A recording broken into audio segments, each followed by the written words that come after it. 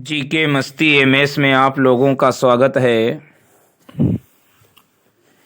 आज हम भारतीय राज्य व्यवस्था से पहला टॉपिक डालने जा रहे हैं और भारतीय राज्य व्यवस्था के अंतर्गत पहला ही है टॉपिक भारत का संवैधानिक इतिहास। इसमें 26 क्वेश्चन हैं। तो आज इसमें लूसेंट बुक से एक्सप्लेन होगा और 10 क्वेश्चन होंगे और अगले में शेष क्वेश्चन होंगे और प्लस किरण बुक से एक्सप्लेन होगा। तो पहला क्वेश्चन है लूसेंट ऑप्शनल से, भारत का संवैधानिक इतिहास में बी.आर. अम्बेडकर और महात्मा गांधी के मध्य सन 1932 में हस्ताक्षरित पूना समझौता में प्रावधान क्या था? तो प्रावधान था हरिजनों के लिए आरक्षण सहित संयुक्त निर्वाचन क्षेत्र का। हरिजनों के लिए आरक्षण सहित संयुक्त निर्वाचन क्षेत्र का ये था 1932 में हस्ताक्षरित पूना एक्ट का। अब देखते हैं भारतीय संविधान लूसेंट के अंतर्गत भारतीय संविधान के विकास का संक्षिप्त इतिहास देखिएगा। पहला देखिए 1757 ईस्वी की प्लासी की लड़ाई और 1764 ईस्वी के बक्सर के युद्ध को अंग्रेजों द्वारा जीत लिए जाने के बाद बंगाल पर ब्रिटिश ईस्ट इंडिया कंपनी ने शासन का शिकंजा कसा। इसी शासन को अपने अनुकूल बनाए रखने के लिए अंग्रेजों ने समय समय पर कई एक्ट पारित किए जो भारतीय संविधान के विकास की सीढ़ियां बनी। वे निम्नवत हैं। पहला है 1773 ईस्वी का रेगुलेटिंग एक्ट। 1773 ईस्वी का रेगुलेटिंग एक्ट, इस अधिनियम का अत्यधिक संवैधानिक महत्व है। जैसे भारत में ईस्ट इंडिया कंपनी के कार्यों को नियमित और नियंत्रित करने की दिशा में ब्रिटिश सरकार द्वारा उठाया गया 1773 ईस्वी का रेगुलेटिंग एक्ट पहला कदम था, अर्थात कंपनी के शासन पर संसदीय नियंत्रण स्थापित किया गया। इसके द्वारा पहली बार कंपनी के प्रशासनिक और राजनीतिक कार्यों को मान्यता भी मिली। इसके द्वारा केंद्रीय प्रशासन की नींव रखी गई। अब 1773 ईस्वी का रेगुलेटिंग एक्ट की कुछ विशेषताएं हैं। जैसे रेगुलेटिंग एक्ट के द्वारा बंगाल के गवर्नर को बंगाल का गवर्नर जनरल पद नाम दिया गया तथा मुंबई और मद्रास के गवर्नर को इसके अधीन किया गया। इस एक्ट के तहत बनने वाले प्रथम governor general Lord Warren Hastings थे। इस एक्ट के अंतर्गत कलकत्ता प्रेसिडेंसी में एक ऐसी सरकार स्थापित की गई जिसमें गवर्नर जनरल और उसकी परिषद के 4 सदस्य थे जो अपनी सत्ता के उपयोग संयुक्त रूप से करते थे। इस अधिनियम के अंतर्गत कलकत्ता में 1774 ईस्वी में एक उच्चतम न्यायालय की स्थापना की गई जिसमें मुख्य न्यायाधीश और 3 अन्य न्यायाधीश थे। इसके प्रथम मुख्य न्यायाधीश सर एलिजा इम्पे थे और 3 जो न्यायाधीश थे, पहले चैम्बर्स थे, दूसरे लेमेस्टर थे और तीसरे थे हाइड। मुख्य थे सर एलिजा इम्पे और तीसरे थे चैम्बर्स, लेमेस्टर और हाइड। 1774 में उच्चतम न्यायालय कलकत्ता में स्थापित किया गया। चौथी विशेषता, इसके तहत कंपनी के कर्मचारियों को निजी व्यापार करने और भारतीय लोगों से उपहार व रिश्वत लेना प्रतिबंधित कर दिया गया। इस अधिनियम के द्वारा ब्रिटिश सरकार को बोर्ड ऑफ डायरेक्टर्स के माध्यम से कंपनी पर नियंत्रण सशक्त हो गया। इसे भारत में इसके राजस्व, नागरिक और सैन्य मामलों की जानकारी ब्रिटिश सरकार को देना आवश्यक कर दिया गया। तो ये तो था 1773 ईस्वी का रेगुलेटिंग एक्ट। अगला है act of settlement 1781। Act of settlement 1781 तो रेगुलेटिंग एक्ट की कमियों को दूर करने के लिए इस एक्ट का प्रावधान किया गया इस एक्ट के अनुसार कलकत्ता की सरकार को बंगाल, बिहार और उड़ीसा के लिए भी विधि बनाने का प्राधिकार प्रदान किया गया। ये तो था 1781 का एक्ट ऑफ सेटलमेंट। अगला है 1784 ईस्वी का Pitt's India act. Pitt's India act, इस एक्ट के द्वारा दोहरे प्रशासन का प्रारंभ हुआ। बोर्ड ऑफ डायरेक्टर्स और दूसरा बोर्ड ऑफ कंट्रोलर। 1784 का जो पिट्स इंडिया एक्ट था, इसके द्वारा दोहरे प्रशासन, बोर्ड ऑफ डायरेक्टर्स यानी व्यापारिक मामलों के लिए और बोर्ड ऑफ कंट्रोलर राजनीतिक मामलों के लिए। अगला एक्ट आया 1793 ईस्वी का चार्टर अधिनियम। 1793 ईस्वी का चार्टर अधिनियम, इसके द्वारा नियंत्रण बोर्ड के सदस्यों तथा कर्मचारियों के वेतन आदि को भारतीय राजस्व में से देने की व्यवस्था की गई। इसके द्वारा नियंत्रण बोर्ड के सदस्यों तथा कर्मचारियों के वेतन आदि को भारतीय राजस्व में से देने की व्यवस्था की गई। अगला है 1813 ईस्वी का चार्टर अधिनियम। 1813 ईस्वी का चार्टर अधिनियम, इस अधिनियम की मुख्य विशेषता यह थी कि कंपनी के अधिकार पत्र को 20 वर्षों के लिए बढ़ा दिया गया। दूसरी विशेषता थी 1813 ईस्वी के चार्टर अधिनियम की, कंपनी के भारत के साथ व्यापार करने के एकाधिकार को छीन लिया गया, किंतु उसे चीन के साथ व्यापार एवं पूर्वी देशों के साथ चाय के व्यापार के संबंध में 20 वर्षों के लिए एकाधिकार प्राप्त रहा। कुछ सीमाओं के अधीन सभी ब्रिटिश नागरिकों के लिए भारत के साथ व्यापार खोल दिया गया।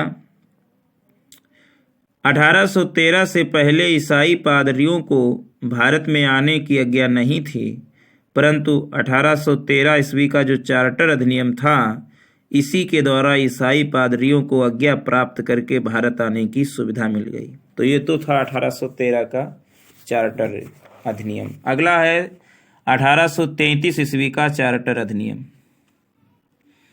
इस अधिनियम की कुछ विशेषताएं हैं, जैसे इसके द्वारा कंपनी के व्यापारिक अधिकार पूर्णतः समाप्त कर दिए गए। अब कंपनी का कार्य ब्रिटिश सरकार की ओर से मात्र भारत का शासन करना रह गया। बंगाल के गवर्नर जनरल को भारत का गवर्नर जनरल कहा जाने लगा।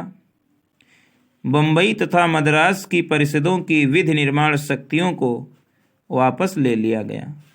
विधिक परामर्श हेतु गवर्नर जनरल की परिषद में विधि सदस्य के रूप में चौथे सदस्य को शामिल किया गया। भारत में दास प्रथा को विधि विरुद्ध घोषित कर दिया गया तथा 1843 ईस्वी में उसका उन्मूलन कर दिया गया। इस अधिनियम की धारा 87 के तहत कंपनी के अधीन पद धारण करने के लिए किसी व्यक्ति को धर्म, जन्म स्थान, मूल वंश या रंग के आधार पर अयोग्य व न ठहराया जाने का उपबंध किया गया। गवर्नर जनरल की परिषद को राजस्व के संबंध में पूर्ण अधिकार प्रदान करते हुए गवर्नर जनरल को संपूर्ण देश के लिए एक ही बजट तैयार करने का अधिकार दिया गया। भारतीय कानूनों का वर्गीकरण किया गया तथा इस कार्य के लिए विधि आयोग की नियुक्ति की व्यवस्था की गई। लॉर्ड मैकाले की अध्यक्षता में प्रथम विधि आयोग का गठन किया गया। लॉर्ड मैकाले की अध्यक्षता में प्रथम विधि आयोग। अगला 1853 ईस्वी का चार्टर अधिनियम। इस अधिनियम की मुख्य विशेषताएं थीं कि इस अधिनियम के द्वारा सेवाओं में नामजदगी का सिद्धांत समाप्त कर कंपनी के महत्वपूर्ण पदों की प्रतियोगी परीक्षाओं के आधार पर भरने की व्यवस्था की गई। इसके लिए 1854 ईस्वी में मैकाले समिति की नियुक्ति की गई। 1853 ईस्वी के चार्टर अधिनियम के द्वारा ही गवर्नर जनरल की परिषद की विधायी एवं प्रशासनिक कार्यों को अलग कर दिया गया। इसके तहत परिषद में 6 नए पार्षद जोड़े गए, जिन्हें विधान पार्षद कहा गया। अगला 1858 ईस्वी का भारत शासन अधिनियम। 1858 ईस्वी का भारत शासन अधिनियम। इस अधिनियम की विशेषताएं ये हैं कि भारत का शासन कंपनी से लेकर ब्रिटिश क्राउन के हाथों में सौंपा गया। भारत में मंत्री पद की व्यवस्था की गई। 15 सदस्यों की भारत परिषद का सृजन हुआ।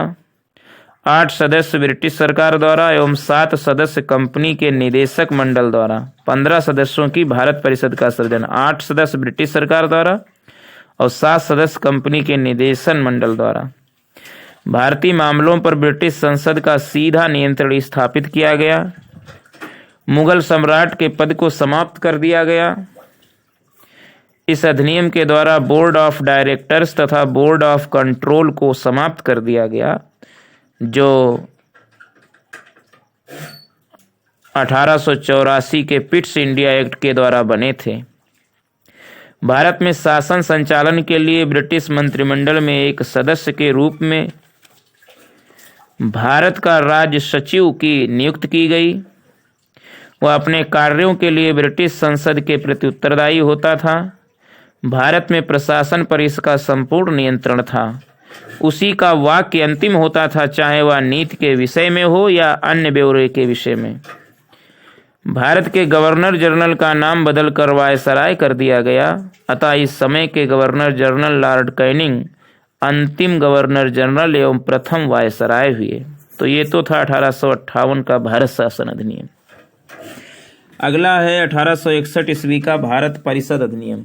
भारत परिषद अधिनियम, इस अधिनियम की विशेषताएं ये थी कि गवर्नर जनरल की कार्यकारिणी परिषद का विस्तार किया गया।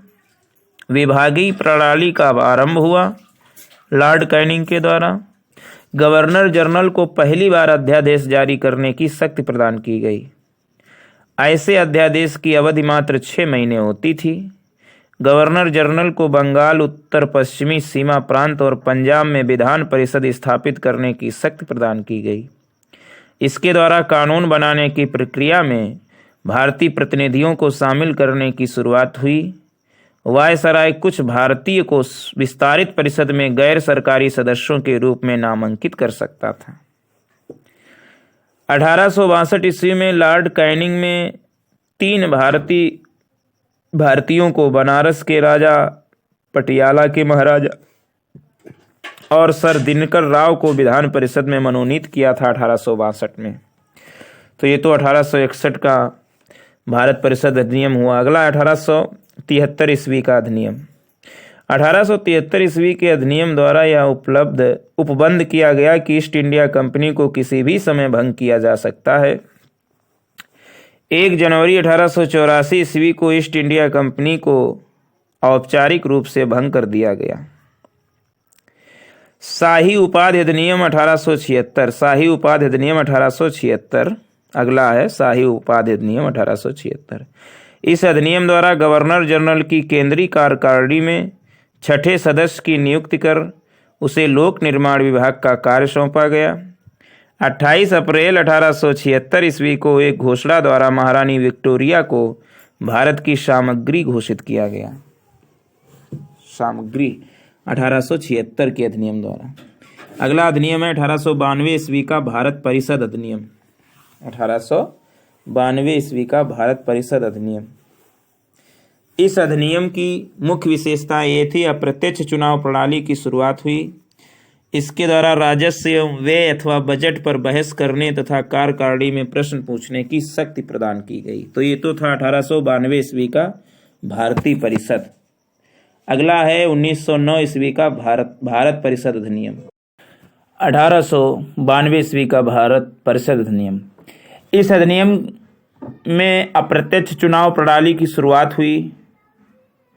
1892 ईस्वी के परिषद अधिनियम द्वारा ही राजस्व एवं व्यय अथवा बजट पर बहस करने तथा कार्यकारिणी से प्रश्न पूछने की शक्ति दी गई।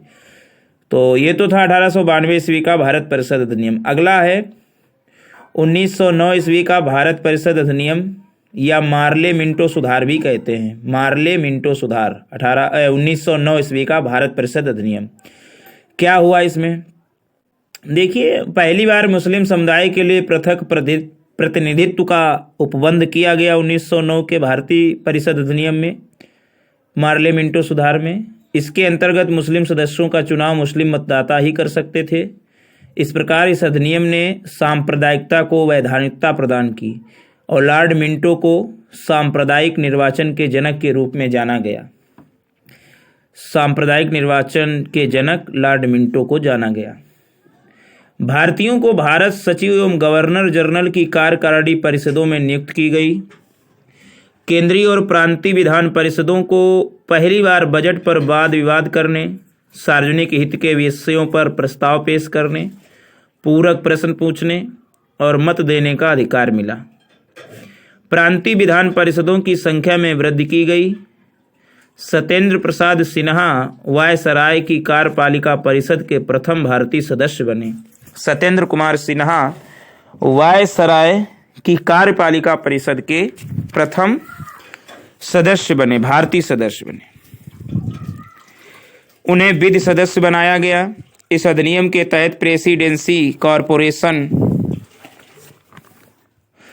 चैम्बर्स ऑफ कॉमर्स, विश्वविद्यालयों और जमींदारों के लिए अलग प्रतिनिधित्व का प्रावधान किया गया। 1909 ईस्वी में ही लॉर्ड मार्ले इंग्लैंड में भारत के राज्य सचिव थे और लॉर्ड मिंटो भारत के वायसराय हैं। लॉर्ड मार्ले इंग्लैंड में भारत के राज्य सचिव थे और लॉर्ड मिंटो भारत के वायसराय थे। इसीलिए 1909 का जो भारतीय परिषद है इसको मार्ले मिंटो सुधार कहा जाता है। अगला है 1919 का भारत शासन अधिनियम।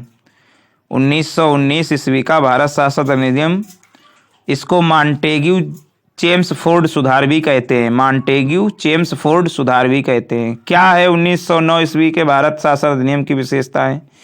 देखिए, केंद्र में द्विसदनात्मक विधायिका की स्थापना की गई। प्रथम राज्य परिषद तथा दूसरी केंद्रीय विधानसभा, मतलब केंद्र में दो सदनात्मक विधायिका, पहली राज्य परिषद और दूसरी केंद्रीय विधानसभा। राज्य परिषद के सदस्यों की संख्या 60 थी, जिसमें 34 निर्वाचित होते थे और उनका कार्यकाल 5 वर्षों का होता था। जबकि केंद्रीय विधानसभा के सदस्यों की संख्या 144 थी, जिनमें 104 निर्वाचित होते थे तथा 40 मनोनीत होते थे। 144 थी जिसमें 104 निर्वाचित होते थे और 40 मनोनीत होते थे। इनका कार्यकाल 3 वर्षों का होता था केंद्रीय विधानसभा का। इन दोनों सदनों का, यानी राज्य परिषद और केंद्रीय विधानसभा, इन दोनों सदनों के अधिकार समान थे। इनमें सिर्फ अंतर यह था कि बजट पर स्वीकृति प्रदान करने का अधिकार निचले सदन को था, यानी केंद्रीय विधानसभा को। प्रांतों में द्वैध शासन प्रणाली का प्रवर्तन किया गया। प्रांतों में द्वैध शासन के जनक लियोनस कार्टियस थे। लियोनस कार्टियस थे प्रांतों में द्वैध शासन के जनक। 1919 के अधिनियम द्वारा ही प्रांतीय विषयों को 2 उपवर्गों में विभाजित किया गया, आरक्षित और हस्तांतरित या आंतरिक। आरक्षित तथा हस्तांतरित या आंतरिक। अच्छा, आरक्षित विषय क्या होते हैं? आरक्षित विषय उस समय थे वित्त, भूमि कर, अकाल सहायता, न्याय, पुलिस, पेंशन, आपराधिक जातियां, छापाखाना, समाचार पत्र, सिंचाई, जलमार्ग, खान, कारखाना, बिजली, गैस, बॉयलर, श्रमिक कल्याण, औद्योगिक विवाद, मोटर गाड़ियां, छोटे बंदरगाह और सार्वजनिक सेवाएं आदि। जबकि हस्तांतरित विषय थे शिक्षा, पुस्तकालय, संग्रहालय, स्थानीय स्वायत्त शासन, चिकित्सा सहायता, सार्वजनिक निर्माण विभाग, आबकारी, उद्योग, तौल तथा माप, सार्वजनिक मनोरंजन पर नियंत्रण, धार्मिक तथा अग्रहार दान आदि ये हस्तांतरित विषय थे। आरक्षित विषयों का प्रशासन गवर्नर और उसकी कार्यकारी परिषद के माध्यम से किया जाता था, जबकि हस्तांतरित विषयों का प्रशासन गवर्नर द्वारा विधान परिषद के प्रति उत्तरदायी मंत्रियों की सहायता से किया जाता था। इस द्वैध शासन प्रणाली को 1935 ईस्वी के एक्ट के द्वारा समाप्त कर दिया गया था। और विशेषता क्या थी भारत शासन अधिनियम 1919 के भारत शासन अधिनियम की? भारत सचिव को अधिकार दिया गया कि वह भारत में महालेखा परीक्षक की नियुक्ति कर सकता है। इसी अधिनियम ने भारत में एक लोक सेवा आयोग के गठन का प्रावधान किया। अतः 1926 ईस्वी में ली आयोग की सिफारिश पर, ली आयोग 1923-24 की सिफारिश पर सिविल सेवाओं की भर्ती के लिए केंद्रीय लोक सेवा आयोग का गठन किया गया। इसी अधिनियम के अनुसार वायसराय की कार्यकारी परिषद में 6 सदस्यों में से 3 सदस्यों का भारतीय होना आवश्यक था। कमांडर इन चीफ को छोड़कर 6 सदस्य जो होते थे, कमांडर इन चीफ को छोड़कर उनमें 3 सदस्यों का भारतीय होना आवश्यक था वायसराय की कार्यकारी परिषद में। 1919 के ही शासन अधिनियम द्वारा ये किया गया था और इसने सांप्रदायिक आधार पर सिखों, भारतीय ईसाइयों, आंग्ल भारतीयों और यूरोपियों के लिए भी पृथक निर्वाचन के सिद्धांत को विस्तारित किया। इसमें पहली बार केंद्रीय बजट को राज्यों के बजट से अलग कर दिया। इसके अंतर्गत एक वैधानिक आयोग का गठन किया गया जिसका कार्य 10 वर्ष बाद जांच करने के बाद अपनी रिपोर्ट प्रस्तुत करना था। इसी अधिनियम में केंद्रीय विधानसभा में वायसराय के अध्यादेश जारी करने की शक्तियों को निम्न रूप में बनाए रखा गया। कुछ विषयों से संबंधित विधेयकों को विचारार्थ प्रस्तुत करने के लिए उसकी पूर्व अनुमति आवश्यक थी। उसे भारतीय विधानसभा द्वारा पारित किसी भी विधेयक को वीटो करने का सम्राट के विचार के लिए आरक्षित करने की शक्ति थी। उसे यह शक्ति थी किसको? वायसराय को शक्ति थी कि वह विधानमंडल द्वारा नामंजूर किया गया या पारित ना किया गया किसी विधेयक या अनुदान को प्रमाणित कर दे तो ऐसे प्रमाणित विधेयक अथवा विधानमंडल द्वारा पारित विधेयक को समान ही समझा जाएगा और वायसराय आपात स्थिति में अध्यादेश बना सकता था जिनका अस्थायी अवधि के लिए विधिक प्रभाव होता था। तो ये तो 1919 का भारत शासन अधिनियम था। मॉन्टेग्यू चेम्सफोर्ड सुधार भी कहा जाता है। तो ये सुधार द्वारा भारत में पहली बार महिलाओं को वोट देने का अधिकार मिला। इसी समय में 1919 के मॉन्टेग्यू चेम्सफोर्ड सुधार। और इस समय इंग्लैंड का प्रधानमंत्री लॉर्ड जॉर्ज था। कौन था? लॉर्ड जॉर्ज था। अगला है 1935 ईस्वी का भारत शासन अधिनियम। अगला है 1935 ईस्वी का भारत शासन अधिनियम। देखिए 1935 ईस्वी के अधिनियम में 321 अनुच्छेद और 10 अनुसूचियां थीं। 321 अनुच्छेद थे इस अधिनियम में और 10 अनुसूचियां थीं। इस अधिनियम की मुख्य विशेषता ये थी। नंबर 1 विशेषता थी 1935 के भारतीय शासन अधिनियम की कि अखिल भारतीय संघ। तो अखिल भारतीय संघ 11 ब्रिटिश प्रांतों, 6 चीफ कमिश्नर के क्षेत्रों और उन देशी रियासतों से मिलकर बनना था जो स्वेच्छा से संघ में सम्मिलित हों। देशी रियासतों से मिलकर बनना था जो स्वेच्छा से संघ में सम्मिलित हों। प्रांतों के लिए संघ में सम्मिलित होना अनिवार्य था किंतु देशी रियासतों के लिए यह ऐच्छिक था। देशी रियासतें संघ में सम्मिलित नहीं हुई और प्रस्तावित संघ की स्थापना संबंधी घोषणा पत्र जारी करने का अवसर ही नहीं आया। दूसरी विशेषता 1935 की है प्रांतीय स्वायत्तता। देखिए 1935 के भारत शासन अधिनियम द्वारा प्रांतों में द्वैध शासन व्यवस्था का अंत कर उन्हें एक स्वतंत्र और स्वशासित संवैधानिक आधार प्रदान किया गया। तीसरी विशेषता थी केंद्र में द्वैध शासन की स्थापना। तो 1935 ईस्वी के भारत शासन अधिनियम द्वारा विधायी शक्तियों को केंद्र और प्रांतीय विधान मंडलों के बीच विभाजित किया गया। इसके तहत परिसंघ सूची, प्रांतीय सूची और समवर्ती सूची का निर्माण किया गया। परिसंघ सूची के विषयों पर परिसंघ विधान मंडल को विधान बनाने की अनन्य शक्ति थी। इसी सूची में विदेशी कार्य, करेंसी और मुद्रा, नौसेना, सेना, वायुसेना, जनगणना जैसे विषय थे। जबकि प्रांतीय सूची के विषयों पर प्रांतीय विधानमंडलों की अनन्य अधिकारिता थी। यानी इसी सूची में वर्णित विषयों पर प्रांतीय विधानमंडल को कानून बनाने का अधिकार था। जैसे पुलिस, प्रांतीय लोक सेवा और शिक्षा इसके विषय थे। समवर्ती सूची के विषयों पर परिसंघ एवं प्रांतीय विधानमंडल दोनों विधान बनाने के लिए सक्षम थे। समवर्ती सूची के कुछ विषय थे जैसे दंड विधि और प्रक्रिया, सिविल प्रक्रिया, विवाह एवं विवाह विच्छेद आदि। ऊपर उल्लिखित उपबंधों के अधीन रहते हुए किसी भी विधानमंडल को दूसरे की शक्तियों का अतिक्रमण करने का अधिकार नहीं था। लेकिन वायसराय द्वारा आपात की उद्घोषणा किए जाने पर परिसंघ विधानमंडल को प्रांतीय सूची के विषयों में विधान बनाने की शक्ति थी। 2 प्रांतीय विधानमंडलों की अनुरोध पर भी परिसंघ विधानमंडल प्रांतीय विधानमंडल के विषय में विधान बना सकती थी। समवर्ती सूची के विषयों पर परिसंघ विधि, प्रांत की विधि पर अभिभावी होती थी। इस अधिनियम में अवशिष्ट विधायी शक्ति वायसराय को दी गई थी। अगली विशेषता है संघीय न्यायालय की व्यवस्था। देखिए 1935 के अधिनियम के द्वारा क्षेत्र प्रांतों तथा रियासतों तक विस्तृत था। 1935 शासन का अधिनियम का अधिकार क्षेत्र प्रांतों तथा रियासतों तक विस्तृत था। इस न्यायालय में एक मुख्य न्यायाधीश तथा 2 अन्य न्यायाधीशों की व्यवस्था की गई। न्यायालय से संबंधित अंतिम शक्ति प्रीवी काउंसिल यानी लंदन को प्राप्त थी, प्रीवी काउंसिल को। अगली विशेषता है ब्रिटिश संसद की सर्वोच्चता। इस अधिनियम में किसी भी प्रकार के परिवर्तन का अधिकार ब्रिटिश संसद के पास था।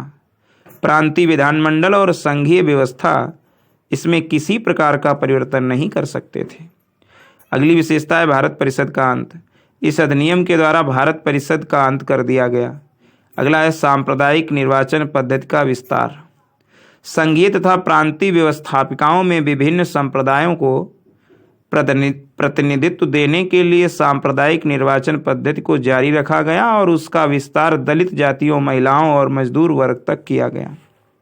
इस अधिनियम में प्रस्तावना का अभाव था।